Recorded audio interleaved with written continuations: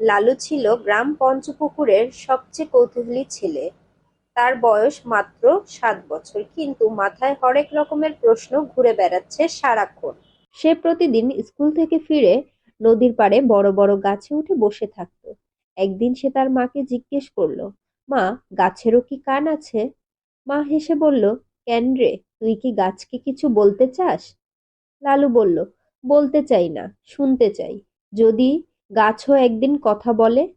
মা তখন বললেন, ভালো মন থাকলে গাছও একদিন কথা বলবে, দেখা করিয়ে দিবে তার রাজ্যের সঙ্গে। লালু হেসে গাছে উঠে গেল। মাথায় সেই কথাটাই ঘুরতে থাকলো, গাছের রাজ্য। একদিন বিকেলে স্কুলের পর লালু একা একাই গেল সেই বড় গাছে। আকাশে হালকা মেঘ, বাতাসে একটা মিষ্টি গন্ধ। গাছের ডালে চড়তেই হঠাৎ সে টের পায় পায়ের নিচে মাটি কাঁপছে। তারপর চারপাশ ঘুরে উঠল। এক ঝলকা হাওয়া সবুজ আলোয় চারিদিক ঝলসে উঠল। চোখ মেলাতেই লালু দেখল সে এক অজানা জায়গায়। গাছেরা মানুষ হয়ে হাঁটছে, কথা বলছে, পাখিরা গান গাইছে, আর মাটির ফুলগুলো ফিসফিস করে কিছু বলছে। হঠাৎ পেছন থেকে এক গম্ভীর, মজার গলা ভেসে এলো, তুই তো অনেকদিন ধরে গাছের ডালে বসে স্বপ্ন দেখিস, এবার স্বপ্নকে সত্যি করে দিলাম।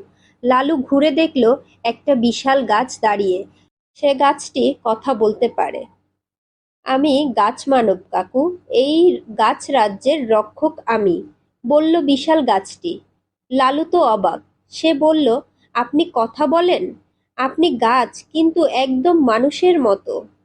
গাছ মানব হেসে বলল, তুই অনেকবার আমাদের নিয়ে ভাবিস, তাই তোকে ডেকে নিলাম আমাদের জগতে। তবে এ জগৎ শুধু